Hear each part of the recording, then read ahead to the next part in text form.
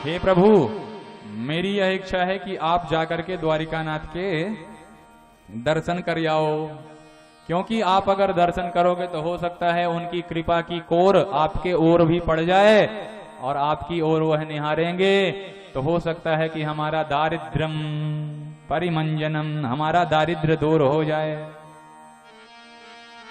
सुदामा जी की मनोगत भावना तो सुशीला जी ने समझी नहीं कि इन महात्मा जी के मन में कोई भी लालच आ नहीं सकता, पर सुदामा जी ने अपने देवी जी के मन के विचार जान लिए।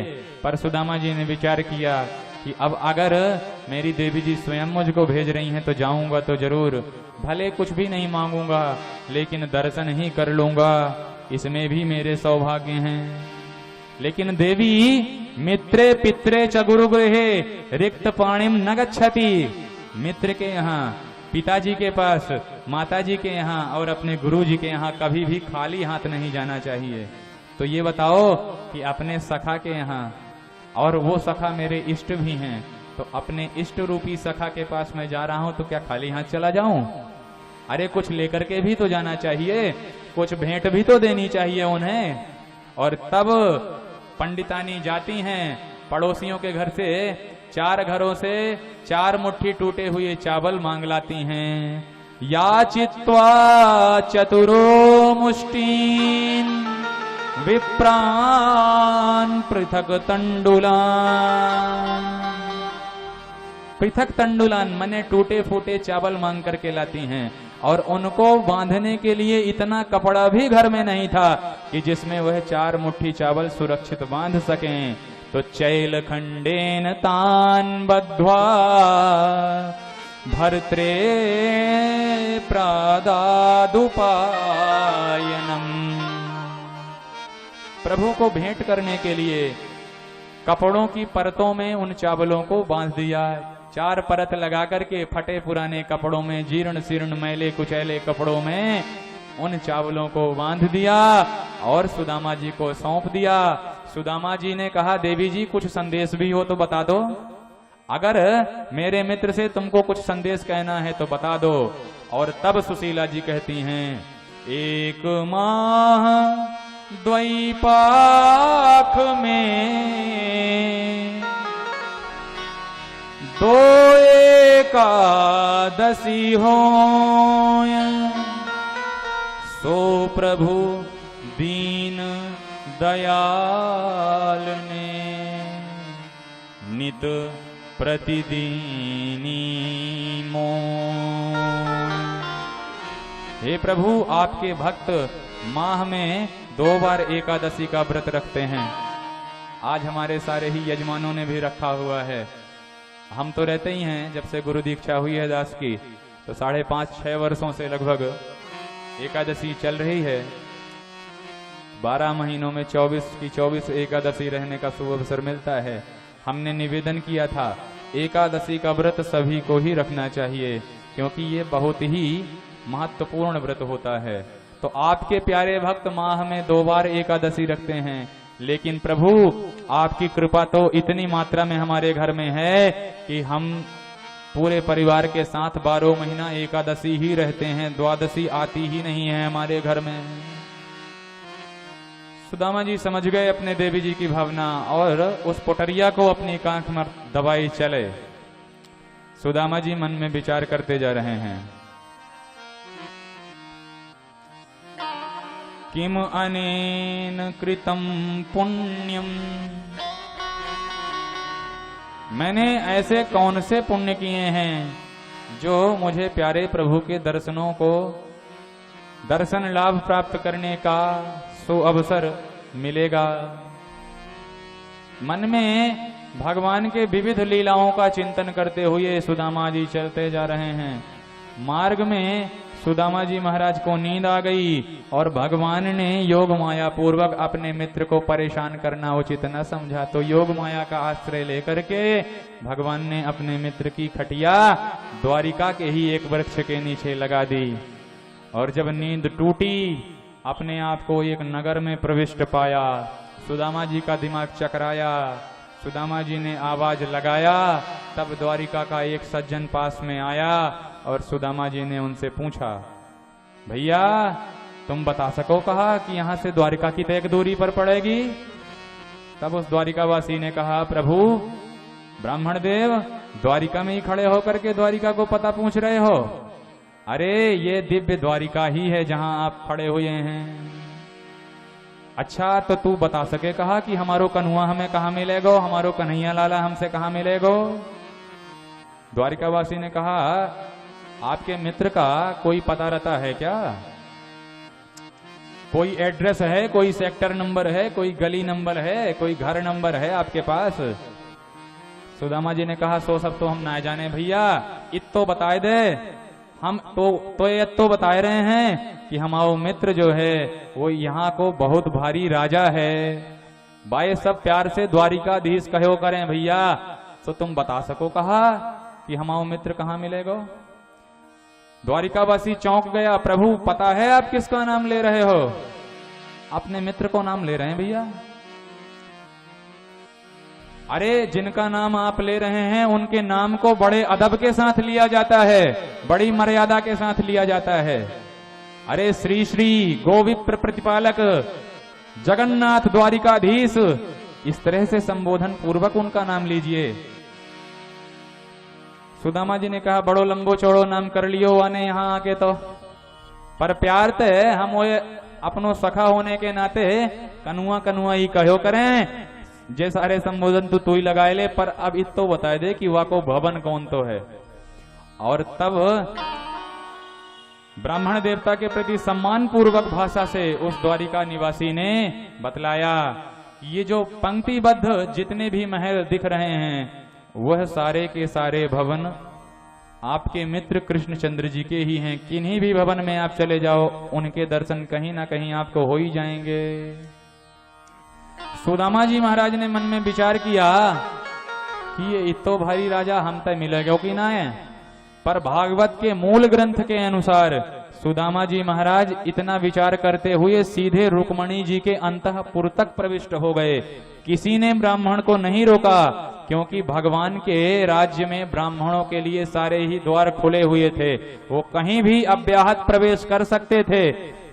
भैया ये नाश्ता पानी वितरण यहाँ न करो, बोलो जय श्री कृष्ण। कथा में आप नाश्ता बंटवाएंगे तो कैसे काम चलेगा? अभी तो चावल भी नहीं बटे भगवान के यहाँ। बोलो जय सिया राम। तो जैसे ही भागवत के मूल ग्रंथ के अनुसार सुखदेव जी सुनाते हैं कि सुदामा जी को पता चला कि ये भवन मेरे कन्हैया को है, तो सारे भवनों को, सारे द्वारों को पार करते हुए सुदामा जी सीधे प्रविष्ट हो गए। पर भक्तराज नरोत्तम जी ने भी भागवत का यह श्री सुदामा चरित्र अपनी भाषा में गाया है और जिन्हें संत समाज ने स्वीकार किया है।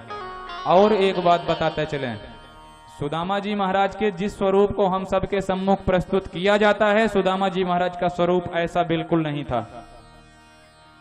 स्वरूप से सुदामा जी महाराज बहुत तेजस्वी थे, बहुत तपस्वी थे, इसलिए उनका सम्मान द्वारिका में हुआ, अपमान कहीं नहीं हुआ। ये जो गाने चल रहे हैं, अरे द्वारपालो कन्हैया से कह दो, अरे किन्हीं ने उन्हें अपने द्वार पर अपमान किया ही नहीं। किसी सेवक ने सुदामा जी से अभद्रता नहीं की द्वारिका के। इसलिए सुदामा जी महाराज के प्रसंगों में उनके लिए जो भजन बनाए गए हैं वो अमर्यादित न होने चाहिए, क्योंकि किसी भी सेवक ने सुदामा जी का अपमान द्वारिका में नहीं किया। सम्मान पूर्वक जब सेवकों को यह ज्ञात हुआ कि ये जो ब्राह्मण देव हैं ये हमारे महाराज के मित्र हैं, तो सेवकों ने भगवान श्री सुदामा जी को द्वार पर ही बैठाया, द्वार पर ही पधराया और सेवकों ने कहा, प्रभु आप यहीं प्रतीक्षा करें, हम अभी जाकर के भगवान से आदेश लेकर के आते हैं और तब आपको सकुशल यहाँ से ले चलेंगे। और तब तक एक सिंहासन में सुदामा जी को पधरा दिया गया। ये भक्तराज नरोत्तम के द्वारा गाया हुआ चरित्र है। भागवत के मूल ग्रंथ के अनुसार सुदामा जी को तो वहां पे भी नहीं रोका गया, सीधे प्रवेश हो गए।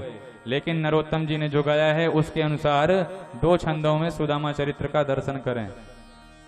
दास की एक आदत है कि जहां कथा होती है वहां हम अधिक से अधिक कथा प्रसंग रखने की कोशिश करते हैं।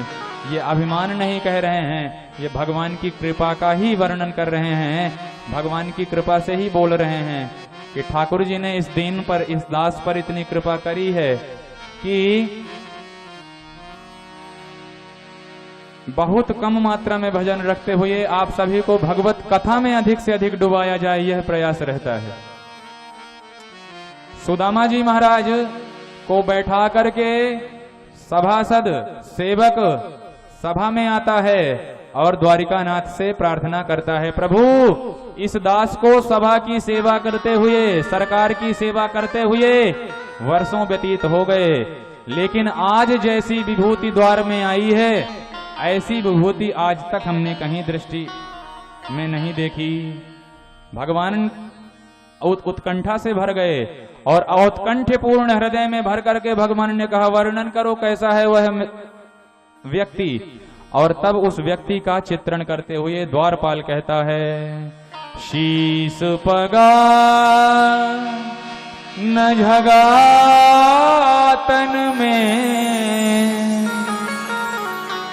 प्रभु जाने को ही बसे के ही ग्रामा, धोती फटी सिलटी दुपटी और पाय उपान की नहीं सामा, द्वार खड़ो द्विज दुर्बल देखी, रहो चकसो वसुधा अभिरामा, पूछत दीन दयाल को धाम, बतावत आपनो नाम सुदामा। जो सुदामा नाम प्रभु के कानों में पड़ा, प्रभु सिंहासन से कूद पड़े, प्रभु अपनी चरण पादुका पहनना भूल गए। सुदामा सुदामा पुकारते सभा से प्रभु चले। समस्त सभासद सावधान हो गए कि एक से एक विभूतियां सभा में आईं, लेकिन इतना व्यग्रता पूर्णवत किसी के लिए भागते हुए हमने द्वारिकानाथ को नहीं देखा। हो न हो कोई विशिष्ट महाविभूति का दर्शन आज सभा में होने वाला है। सुदामा सुदामा पुकारते हुए प्रभु दौड़ रहे हैं तो प्रभु का पीतांबर श्रीअंग से गिर गया। सुदामा जी को पुकारते हुए प्रभु अपने भवन के 7 ड्योढ़ी पार पहुंच गए, जहां सुदामा जी विभिन्न प्रकार के ऊहापोह करते हुए द्वार पर खड़े थे। बोल द्वारिकाधीश की। भगवान सुदामा जी को लपक करके दौड़ करके अपने अंतःकरण से लगा लेते हैं। सुदामा जी महाराज के आंसू प्रेम के बह आते हैं, जिससे द्वारिकाधीश का स्नान हो गया। द्वारिकाधीश ने अपने आंसू बहाए तो सुदामा जी उन आंसुओं से स्निग्ध हो गए। बोल भक्त वत्सल भगवान की जय हो। भगवान ने सुदामा जी का हाथ पकड़ के उन्हें अपने महलों में प्रविष्ट कराया, ला करके अपने राज सिंहासन पर पधराया। सुदामा जी महाराज के चरण धुलने के लिए देवी रुक्मणी को आदेश दिया, देवी खड़ी खड़ी देख क्या रही हो, जाओ और जाकर के इस महापुरुष के पाद प्रक्षालन करने के लिए जल की व्यवस्था करो। रुक्मणी जी दंग रह गईं कि एक से एक सभासद आते हैं, लेकिन दास दासियों को भगवान आदेश देते हैं। कभी द्वारिका की पट्ट महिषी मुझ रुक्मणी को किसी की सेवा के लिए आदेश नहीं दिया, लेकिन हो ना हो निश्चित रूप से ये जो अवधूत है ये कोई विशिष्ट महापुरुष है, जिसकी सेवा द्वारिकानाथ मेरे हाथों से और स्वयं के हाथों से कर रहे हैं। किम अनेन कृतम पुण्यम अवधूतेन भिक्षुणा, श्रियाहीनेन लोकेस्मिन् गर्हितेन धमेन च। अनेन अवधूतेन किम पुण्यम कृतम, इस अवधूत ने भला ऐसे कौन से पुण्य करे होंगे जिसके फलस्वरूप आज द्वारिकाधीश का इतना प्रेम से प्राप्त हो रहा है। रुक्मणी जी सकपकाई हुई अंदर गईं, अंदर से स्वर्ण की थाल लेकर के आ रही थीं। जब तक रुक्मणी जी महाराज श्री कृष्ण के पास पहुंच पाती, तब तक तो भगवान के ही नयनों से गंगा और जमुना की जलधारा निकल पड़ी और द्वारिकानाथ ने कंटकाकीर्ण सुदामा जी के चरणों को अपने ही दोनों युगल नेत्रों के जल से धो डाले।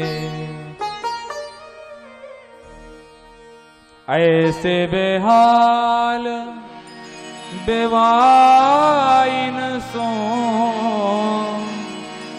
पद कंटक जाल लगे पुनि जोए। हाय महादुख पायो सखा तुम आए तैन किते दिन खोए। देख सुदामा की दीन दशा करुणा करिके करुणा निधि रोए। पानी परात को हाथ छुयो नहीं नैनन के जल सो पग धोए। प्रीतो व्यमुंचयन बिंदून नेत्राभ्याम पुष्करे क्षण सख्युः प्रियस्य विप्रर्षे रंग संगाति निर्वृतः। बोल भक्त वत्सल भगवान की, श्री दीन बंधु भगवान की जय हो, श्री सुदामा जी महाराज की जय हो। दोनों ही युगल नयनों के जल से भगवान ने सुदामा जी के चरणार बिंदों को प्रक्षालित कर दिया। सुदामा जी महाराज को जब घबराया हुआ देखा तो भगवान ने विचार किया कि लगता है यह मेरा राज्य वैभव देख करके डरा हुआ है। तो भगवान सुदामा जी को सबसे अलग करके अपने अंतःपुर में अपने निज कक्ष में लेकर के आए, जो रुक्मणी जी का और भगवान का कक्ष था, उस अपने कक्ष में लेकर के आए। सुदामा जी को स्नान कराए, सुदामा जी को नवीन वस्त्र पहनाए, वस्त्र अलंकारों से आभूषित करके सुदामा जी को सुखद सुंदर सुकोमल सैया पर भगवान ने शयन कराया। और जब सुदामा जी सोने लगे तो भगवान ने प्रेम पूर्वक सुदामा जी के चरणों को दबाना प्रारंभ किया। सुदामा जी के चरणों को दबाना प्रारंभ किया तो देवी रुक्मणी ने विचार किया कि जब प्रभु इतनी सेवा कर रहे हैं तो मुझे भी कुछ सेवा करनी चाहिए। तो रुक्मणी जी एक किनारे आकर के पंखा झलने लगी। सुखदेव महामुनि कहते हैं, राजन कौन कहेगा कि अब ये दरिद्र सुदामा हैं? अरे जगत के नाथ जगन्नाथ महाप्रभु श्री द्वारिकाधीश जिसके चरण दबा रहे हों और त्रैलोक्य को पालन पोषण करने वाली, त्रैलोक्य को धन धान्य से सुसंपन्न करने वाली सर्वाधिष्ठात्री श्री देवी लक्ष्मी जी रुक्मणी के रूप में जिनके पंखा झल रही हों, तो भला उनको कौन मूर्ख दरिद्र कहेगा। बोल द्वारिकाधीश की। भगवान ने प्रश्न कर दिया सुदामा जी महाराज से, अपि ब्रह्मण गुरुकुला भवता लब्ध दक्षिणात् समावृत्तेन धर्मज्ञ भार्योढ़ा सदृशी नवा। हे सुदामा जी महाराज, बड़े दिनों में आज आए हो, तो ये बताओ कि जो तुम गुरुकुल में बाबा बने की बात करा करते थे, बाबा बनने की बात किया करते थे, तो क्या सचमुच में तो वैरागी नहीं बन गए हो? सुदामा जी ने कहा, ऐसी तो कोई बात नहीं है। ओहो, तो फिर आपके विवाह हुए हैं? सुदामा जी शर्मा गए। लाला तो ये आके अलावा पूछबे कि कौन कौन बात ना मिली। तो सुदामा जी ने जब ऐसी बात करी तो भगवान कहते हैं, सुदामा हम तुमसे इसलिए यह प्रश्न कर रहे हैं कि आप जो है बचपन से वैराग्यपूर्ण बातें किया करते थे, तो हमें डर है कि कहीं हमारा मित्र सन्यास तो नहीं ले चुका।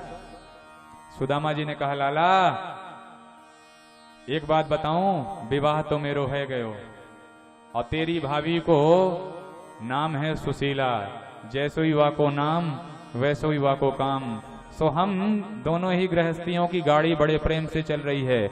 और एक बात सीक्रेट कह रहे कन्हैया, लाला तेरी भाभी ने ही मोकू तो से मिलने के लिए भेजो है। भगवान ने कहा, ओहो भाभी ने पठाया है, ये बात वही तो मैंने विचार किया कि इतने दिनों से सुदामा ने, मेरे मित्र ने मेरी खबर क्यों नहीं ली। लेकिन एक बात बताओ मित्र, अगर मेरी भाभी ने मेरे पास भेजा है तो मेरे लिए देने की कुछ गिफ्ट भी तो भेजी होंगी, मेरे लिए कुछ उपहार भी तो उन्होंने दिया ही होगा। सुदामा जी भगवान का वह अखंड राज्य वैभव देख करके मन में हतप्रभ हैं, सशंकित हैं। तो सुदामा जी ने कहा, लाला हमारे पास कहा धरो जो हम तेरे ताई लेकर के आते, हम तो ऐसे ही मोहड़ उठाए चले आए तेरे दर्शन करने। भगवान ने कहा, लाला लगता है तुम्हारी बचपने की आदत गई नहीं अभी। सुदामा जी ने कहा, कहा मतलब? तब भगवान ने कहा, याद है गुरुजी ने एक बार हमको जंगल भेजा था समिधा लेने के लिए। हाँ लाला कन्हैया, वो रात हम कैसे भूल सकें बेटा, कैसे हम परेशान रहे थे जंगल में। अच्छा लाला, तो तुमको यह बात याद होएगी कि वह दिन ठंड में अकड़ करके तुम्हारे दांत कैसे कड़क रहे थे, कड़कड़ा रहे थे। अब तो सुदामा जी समझ गए कि ये कन्हैया तो कछु दूसरी पोल पट्टी खोलवे वारो है। सुदामा जी महाराज के बारे में यह भी प्रसिद्धि है कि भगवान के चने को सुदामा जी ने खा करके भगवान का हिस्सा मार दिया, जबकि ये बात बिल्कुल मिथ्या है। जब सुदामा जी के साथ भगवान समिधा बीनने के लिए जा रहे थे, गुरु माता के पास घर में अन्न का दाना नहीं था, चने के बस कुछ कण बचे हुए थे। और उसी समय एक ब्राह्मण देवता आए। ब्राह्मण देवता ने गुरु माता जी से, सुदामा जी की गुरु माता जी से अन्न मांगा, तो ब्राह्मण से बचा लिया। ब्राह्मण से झूठ बोल दिया गुरु माता जी ने कि मेरे घर में अन्न नहीं है, जबकि चना था, जिस चने को सुदामा जी और श्री कृष्ण को देकर के समिधा लेने के लिए भेजना था। तो उन ब्राह्मण देवता ने गुरु माता के उस अन्न को श्राप दे दिया कि जाओ, तुमने अन्न होते हुए भी हमसे झूठ बोला है, तो इस अन्न को जो भी खाएगा वह दरिद्र हो जाएगा। और सुदामा जी ने उन ब्राह्मण का श्राप सुन लिया। सुदामा जी ने मन में विचार किया कि किसी भी कंडीशन में यह अन्न, यह चना मैं कृष्ण को खाने नहीं दूंगा। अरे हम तो ब्राह्मण हैं, और ब्राह्मण की तो आजीविका ही होती है भिक्षाटन करने की। ब्राह्मण का तो काम ही है भिक्षा मांग करके खाना। तो हम तो ब्राह्मण हैं, हर हाल में खुश हो रहेंगे, लेकिन कृष्ण कभी दरिद्र नहीं बनना चाहिए। और कृष्ण जी को दरिद्रता से बचाने के लिए सुदामा जी ने उस चने को कृष्ण जी से बचा करके खा लिया। इसलिए सुदामा जी महाराज सर्वगुण संपन्न माने गए हैं श्रीमद् भागवत कार के अनुसार। सुदामा जी ने कहा, लाला बालेपन की बातें कुछ भी निराली हुए बेटा, उन बातन में कहा रखो। अब तो हम दोनों की अवस्था हो गई। भगवान ने कहा, मित्र लगता है तुम मेरा स्वभाव भूल गए हो। अरे कुछ लाए हो तो दे दो ना, लुका क्यों रहे हो। सुदामा जी ने कहा, कछु लाई ना तो कहां से दे दें। भगवान ने कहा, मित्र तुम मेरा स्वभाव भूल ही गए बैठे हो। क्या स्वभाव है आपका? तब भगवान ने कहा, और श्रीमद् भगवत गीता में और श्रीमद् भागवत में भगवान ने एकदम समान रूप से यही बातें कही हैं, एक भी अक्षर का हेर फेर नहीं है। भगवान कहते हैं, पत्रम पुष्पम फलम तोयम यो मे भक्त्या प्रयच्छति तदहम भक्त्युपहृत मश्नामि प्रयतात्मना। कोई मुझे एक पत्र दे दे, एक वचन का प्रयोग किया है, पत्राणी नहीं कहा, पत्रऊ नहीं कहा, पत्रम एक वचन है। क्यों? क्योंकि हो सकता है किसी के पास एक ही पत्ता हो, ज्यादा ना हो। और नाम भी नहीं लिया कि तुलसी का चाहिए कि बेल पत्र चाहिए कि कौन सा पत्र चाहिए। कोई भी पत्र कैसे भी दे दो, बस एक पत्र भाव पूर्णवक दे दो। पुष्पम, किसी फूल का नाम नहीं लिया, बस एक फूल जिसने प्रीति पूर्वक मुझे चढ़ा दिया। फलम, एक फल चढ़ा दिया, अथवा कुछ ना हो तो एक लोटा जिसने जल ही चढ़ा दिया। मैं तो अपने भक्त के द्वारा दिए गए उस एक लोटे जल पर भी उसका ऋणी बन जाता हूँ। तो लगता है तुमने मेरा वह स्वभाव भुला दिया है। सुदामा जी ने कहा, लाख प्रवचन झाड़ ले, जब कुछ ला ही ना है तो कहां से दे दें? अरे जब कछु पास में हो तब तो दें।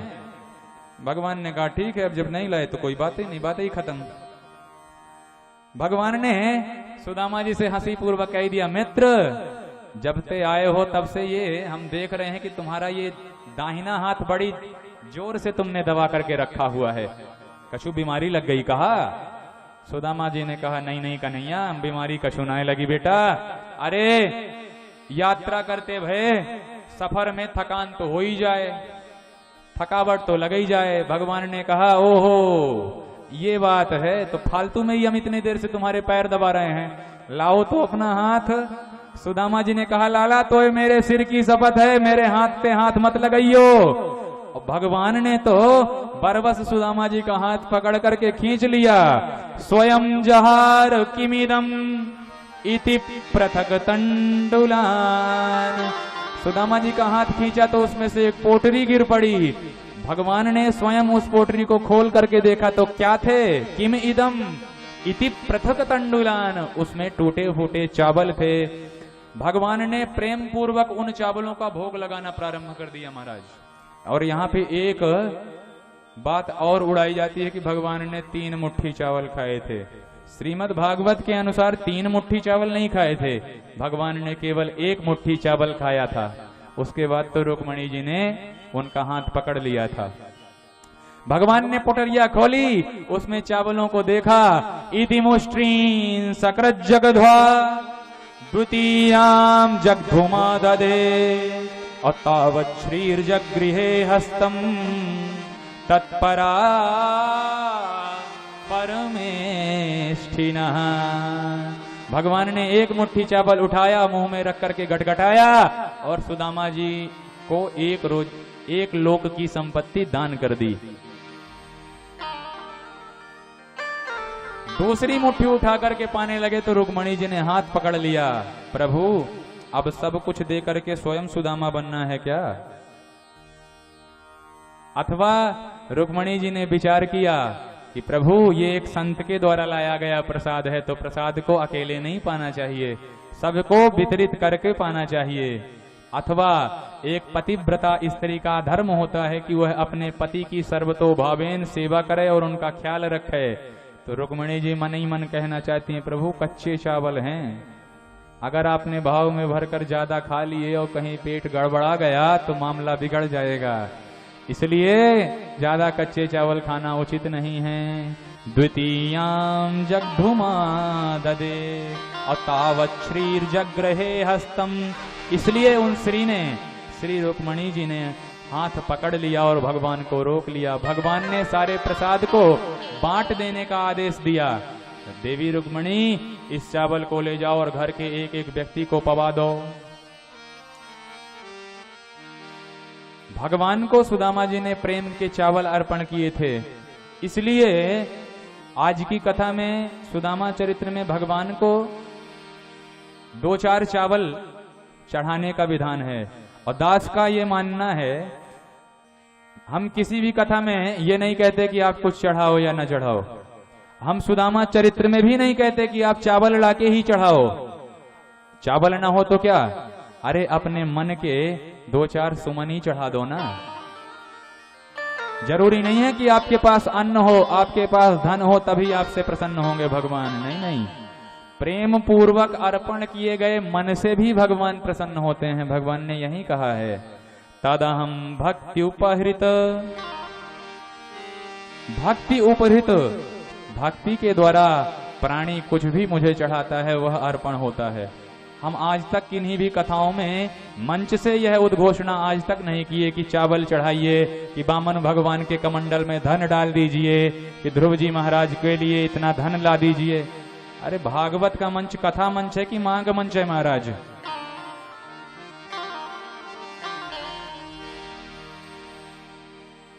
लेकिन विडंबना आजकल यही है कि जो दिखता है वही बिकता है। महाराज कथा छोड़ करके झांकियां बनाना शुरू कर दो, फिर देख लो आपकी कथाओं में भीड़ कितनी होगी। उल जलूल डांस कराना प्रारंभ हो जाए, फिर आपकी कथा में कितने झूमते हैं लोग, ये देखने लायक बात होती है। कलयुग में प्राणियों की यही विडंबना है कि जो ईमानदारी के साथ कथा का परिवेषण करता है उन वक्ताओं को आजकल कम पूछा जाता है। हम अपनी बात नहीं कह रहे, अरे हमें में तो कुछ ज्ञान है ही नहीं, हम क्या सुनाएंगे आपको कथा। हम इस समय की बात कर रहे हैं। आप विचार करें कि कथाओं में भजन कितना होना चाहिए और कथा कितनी होनी चाहिए, और कथाओं में कथा होती कितनी है और भजन कितने होते हैं। भगवान के भजन कल्याण करते हैं, लेकिन सुनने का कार्य हम श्रीमद् भागवत सप्ताह ज्ञान यज्ञ कर रहे हैं। श्रीमद् भगवत भजन संध्या नहीं श्रवण कर